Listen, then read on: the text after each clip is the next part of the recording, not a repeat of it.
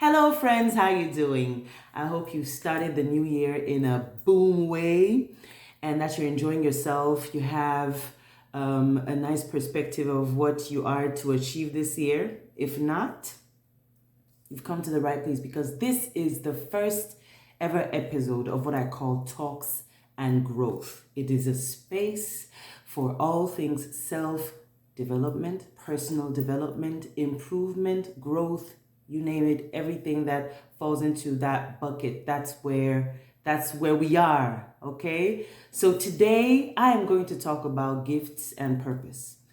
It's a very talked about subject. It has been tackled a million times, but somehow, till this day, many people still have trouble finding out what their gifts are and finding out what their purpose is. And I hope by the end of this video, you, the person who is watching me, will have picked up a few tools to figure out what are your gifts and what is your purpose. So first of all, let's get into, I won't say definitions, but just framing the whole thing.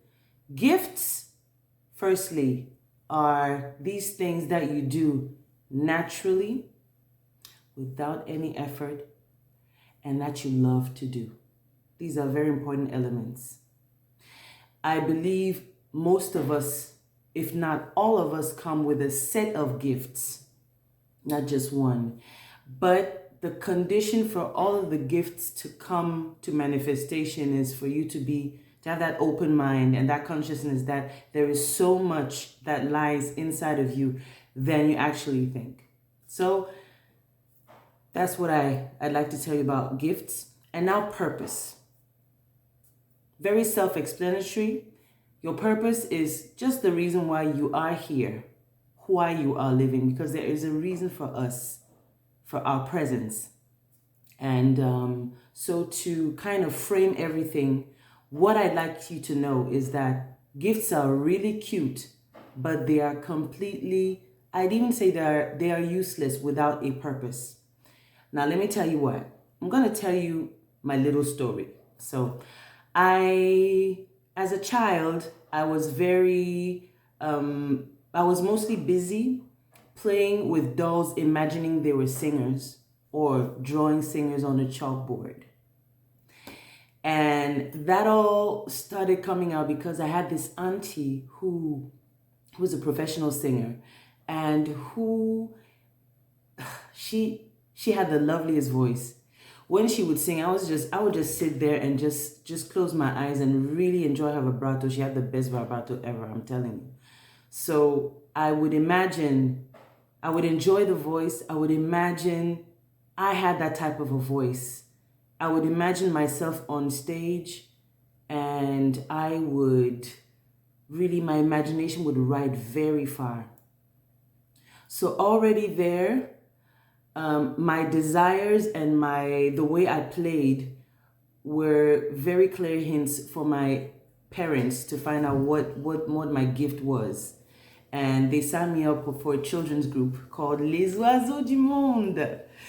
That was back in the 80s in a city called Abidjan in the Ivory Coast in West Africa. Shout out to my Babi people. So very wonderful memories, my start, and my sisters, because my sister and I were actually enrolled in this group. That's where we kind of started honing our musical skills.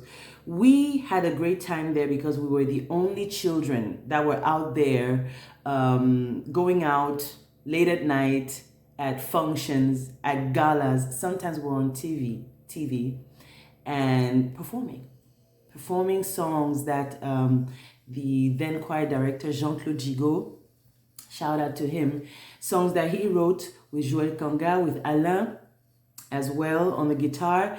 And we had a dancing coach called Miriam Yeye, and she was responsible for choreography back then for a great artist in Ivory Coast called Mewe. So shout out to all these wonderful people that really planted solid seeds in all of us. So picture us 30 plus children on stage with colorful costumes that were all sewn by my mom. Okay, so a lot of detail. I'm just trying to give you the setting. That is where I discovered that I love to sing. So gift identified, this flourished into other things. I came to Germany at 18. I came to study, but on the parallel, what I did was I posted an ad, singer looking for a band. Eventually, a band contacted me, and that's how things started. Networking, getting in touch with other bands, other singers, other musicians. And this was very interesting because it gave me an exposure to the professional, that professional side of the I'd say the music industry. So networking was going very fine. Gigs were getting booked. I was really getting active. But as the years went by, I found myself stuck in some kind of a cycle where I was just chasing money. That quickly exhausted me to the point where there were some gigs I would go to and I would really be on stage being bored. I would act happy, but I wasn't. I just wasn't happy. I was just singing songs up and down. One turning point came to pass. Let me tell you what.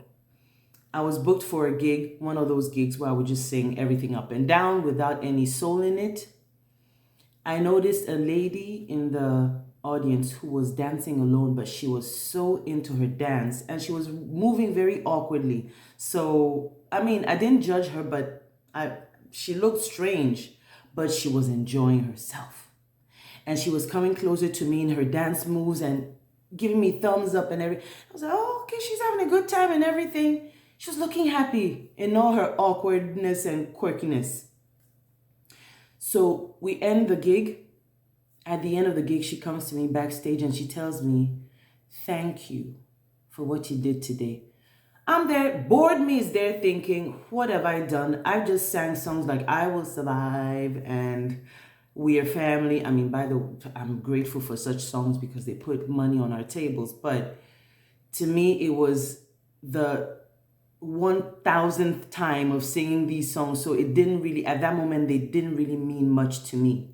So I'm thinking, really, what does she mean? She tells me, thank you, because this is the first time I'm able to dance after the death of my daughter. Then, ping in my head.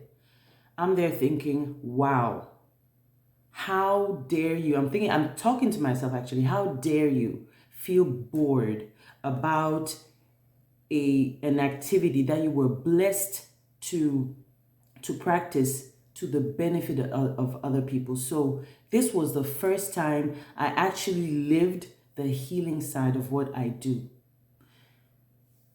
I started finding my purpose. That wasn't the end or the big aha moment. It was just the beginning of another kind of growth.